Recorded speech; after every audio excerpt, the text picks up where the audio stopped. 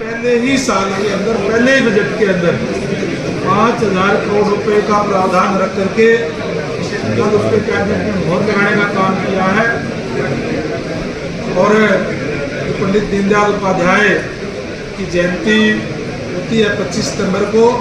25 सितंबर से हमारी जो बहनें हैं उनको 2100 रुपये प्रति माह के हिसाब से सीधे उनके खाते के अंदर मिलना शुरू हो जाएंगे।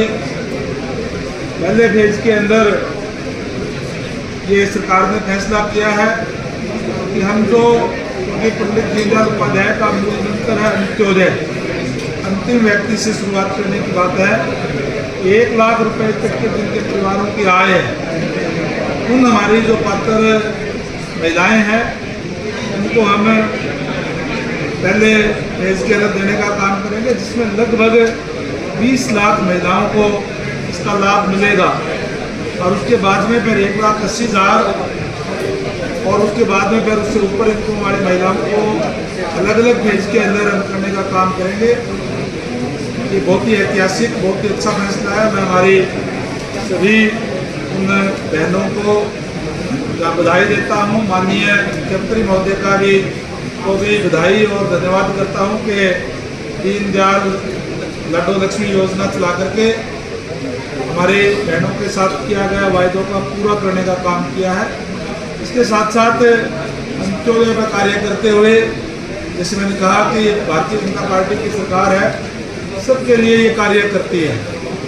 बहुत ही अच्छा और ऐतिहासिक फैसला परसों ही विधानसभा के अंदर लिया गया, जिसमें विपक्ष की तरफ से एक कॉलिंग टेंशन मिलाया गया था कलेक्टरेट को लेकर के। कलेक्टरेट मार्केट के सर्वे के आधार पर करे जाते हैं और बहुत से हमारे किसानों की तो ये डिमांड थी कि कलेक्टरेट और बढ़ाए जाने चाहिए, क्योंकि विपक्ष ये कह रहा था कि इसको घटाया जाना चाहिए, गरीब लोगों को इस पर इससे बोझ पड़ता है। माननीय मुख्यमंत्री महोदय ने उसको जवाब देते हुए इस बात का फैसला भी लिया कि हम जो गरीब लोग हैं, जो आमतौर पर जो छोटे प्लाट लेते हैं, 100 गज के प्लाट जो गाँव में लेते हैं, उस पर कोई स्टाम्प ड्यूटी नहीं लगेगी, कोरे कागज पे उसकी तहसीलदार रजिस्ट्री करेगा। और इसी तरीके से जो 50 गज के प्लाट कोई शहर में लेता है तो उसके भी बिना स्टाम्प ड्यूटी के ही, बिना कोई टैक्स के रजिस्ट्री उसकी होगी।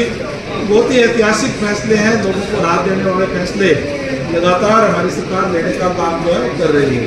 सर, बिहार के अंदर राहुल गांधी की यात्रा में नरेंद्र मोदी जी जो प्रधानमंत्री हैं उनकी मांग को गाली की गई है। बिहार में सर आज जो यात्रा के राहुल गांधी के कार्यक्रम के दौरान कांग्रेस पार्टी के लोग हैं, इनके ऐसे संस्कार है, इसीलिए देश और प्रदेश की जनता देखते हैं लगातार उनको सत्ता से बाहर कब है, उनके संस्कार, उनके मुबारक से मैं कोई टिप्पणी नहीं करना चाहूँगा।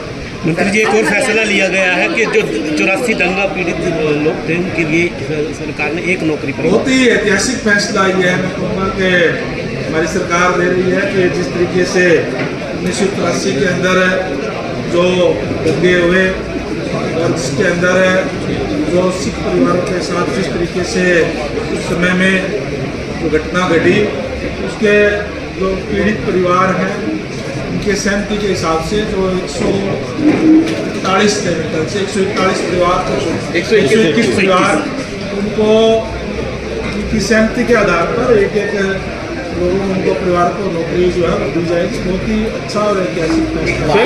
निकासी न होने के कारण फसलें काफी खराब हो रही है, तो उनको मुआवजा। देखिए, हमारे जैसे मैंने पहले कहा कि भारतीय जनता पार्टी की सरकार है, ये हर किसी का ध्यान रखती है।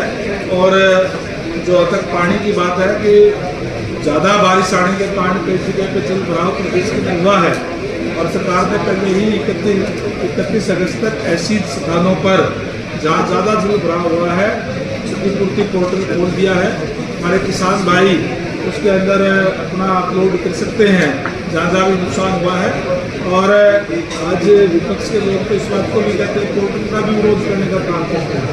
विपक्ष के साथियों को बताना चाहूँगा, इसी पोर्टल से हमने पिछले 10.5 सालों के अंदर 15,465 करोड़ रुपया किसानों को मुआवजा देने का काम किया है, जबकि उनके कार्यकाल के अंदर 1,058 करोड़ दिया गया था। लगभग 15 गुना मुआवजा हमने जो है किसानों को देने का काम किया है।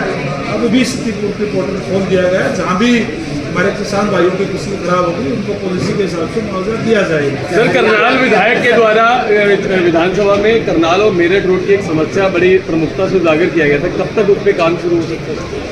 मैं मेरे ख्याल से आप जो बाईपास वाली बात कह रहे हैं